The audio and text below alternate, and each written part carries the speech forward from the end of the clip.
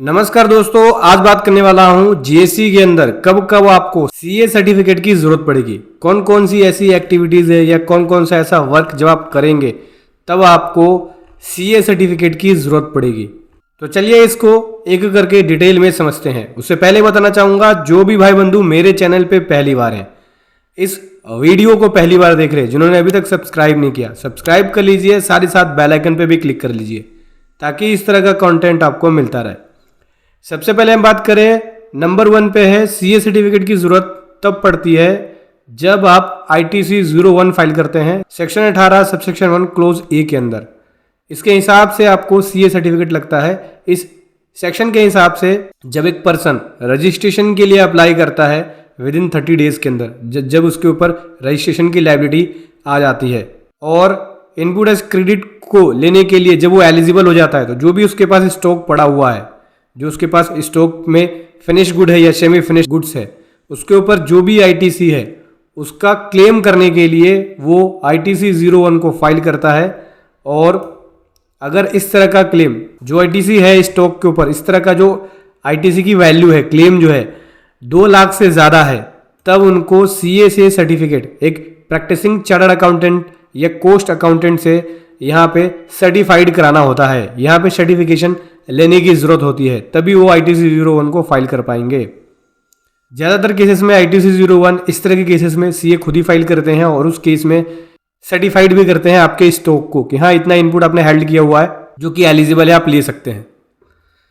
दूसरे नंबर की बात करें, दूसरे नंबर पे भी ITC 01 के अंदर सेक्शन 18 सबसेक्शन 1 क्लोज बी के अंदर आपको CA सर्टिफिकेशन की जरूरत पड़ती है जब यहाँ पे पर्सन रजिस्ट्रेशन के लिए लायबल हो जाता है सेक्शन 25 सबसेक्शन 3 के हिसाब से, और उसके पास जो भी इनपुट है उसको वो अवेल करने के लिए, जो भी उसके पास स्टॉक में सेमी फिनिश गुड्स या फिनिश गुड्स का ITC है उसको अवेल करने के लिए ITC 01 को फाइल करना होता है।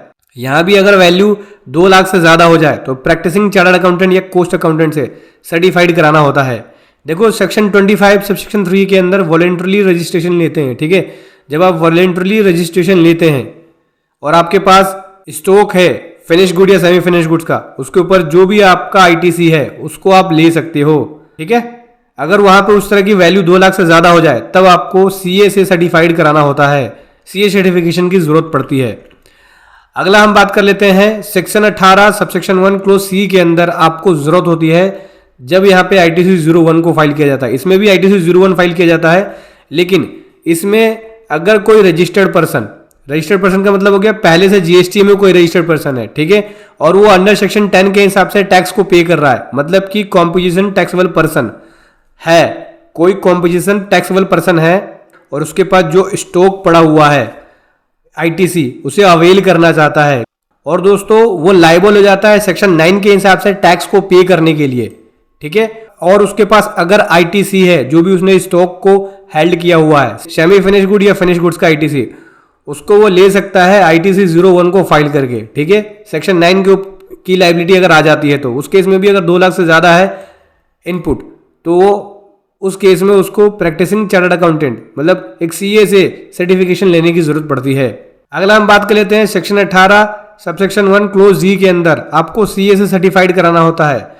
इसमें भी ITC 01 फाइल होता है। इसमें होता क्या है, जब आपकी एग्जाम सप्लाई, ठीक है, मान लीजिए कोई आपकी एग्जाम सप्लाई है और वो अगर टैक्सेबल सप्लाई बन जाती है तो उस केस में रजिस्टर्ड पर्सन एलिजिबल हो जाता है ITC को लेने के लिए। तो जो भी उसके पास स्टॉक पड़ा हुआ है, इनपुट्स पड़ा हुआ है सेमी फिनिश गुड या फिनिश गुड्स के अंदर, तो वो यहाँ पे उस इनपुट को क्लेम कर सकता है, ले सकता है। और इस तरह का अगर क्लेम 2 लाख से ज्यादा है तो उसको CA सर्टिफिकेशन की जरूरत पड़ती है। समझ गए, सिंपल सी बात है। अगर आपकी एग्जाम सप्लाई टैक्सेबल बन गई तब आपको यहाँ पे ITC 01 फाइल करके इनपुट को क्लेम कर सकते हैं, ठीक है, जो भी आपके पास इनपुट है। 2 लाख से ज्यादा होगा तो CA सर्टिफिकेशन लगेगा। अब हम बात कर लेते हैं, सेक्शन 18 सबसेक्शन 3 के अंदर रिक्वायरमेंट होती है CA सर्टिफिकेशन की ITC 02 में, ठीक है।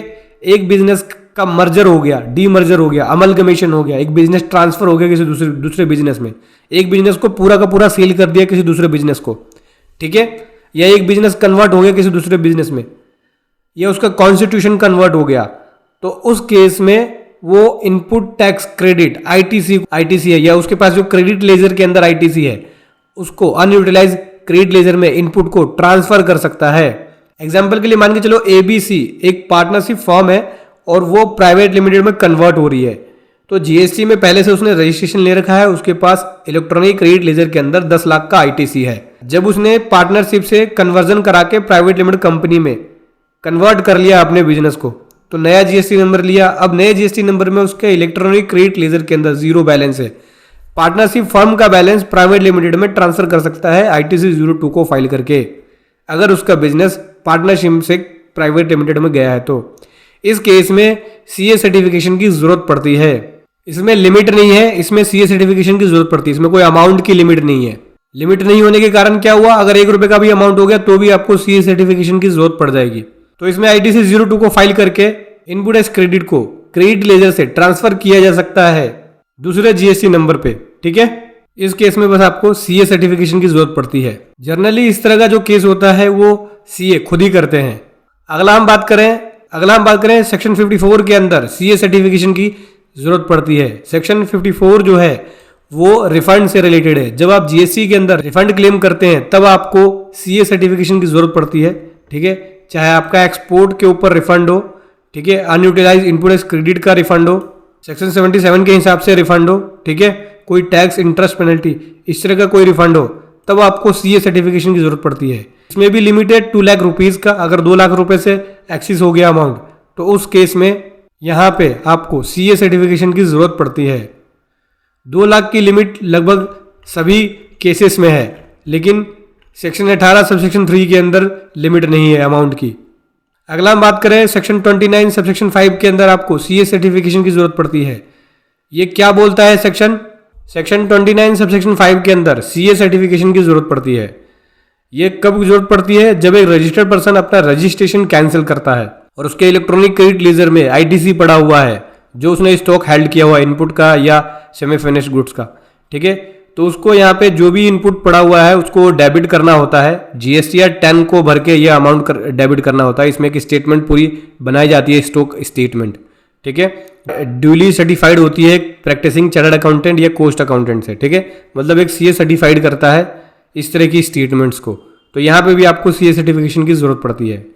अब हम बात करें सेक्शन 18 सबसेक्शन 4 के अंदर आपको यहाँ पे CA सर्टिफिकेशन की जरूरत पड़ती है जब ITC 03 को फाइल किया जाता है, ठीक है।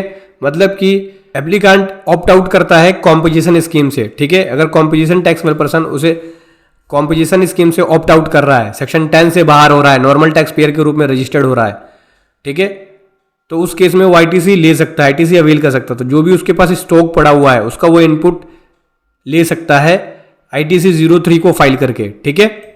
इस केस में उसको CA से सर्टिफिकेशन लेना होता है जो भी उसने स्टॉक होल्ड किया हुआ है। इस तरह की स्टेटमेंट को ज़्यादातर एक प्रैक्टिसिंग चार्टर्ड अकाउंटेंट ही फिल करते हैं। इसमें भी दोस्तों अमाउंट की कोई लिमिट नहीं है।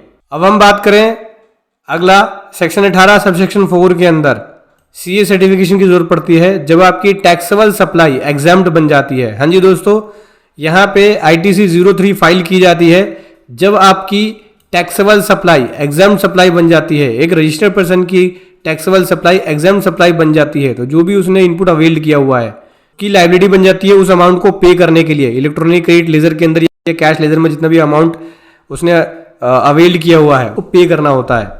जो उसके पास स्टॉक है, ठीक है, उतना ही जितना उसके पास स्टॉक उसने हेल्ड किया हुआ है। सेमी फिनिश गुड्स है या फिनिश गुड्स है, जितना स्टॉक है उसी के हिसाब से इनपुट जो है उसको वो डेबिट करना होता है अगर उसकी टैक्सेबल सप्लाई एग्जाम्प्ट सप्लाई बन जाती है तो। इस केस में ITC 03 फाइल किया जाता है और ये भी एक प्रैक्टिसिंग चार्टर्ड अकाउंटेंट मतलब कि एक CA के द्वारा फिल किया जाता है। तो समझ गए दोस्तों, इन फॉलोइंग केसेस में आपको CA सर्टिफिकेशन की जरूरत पड़ेगी। वीडियो कैसे लगी जरूर बताएं। Thank you so much. जय हिंद, वंदे मातरम।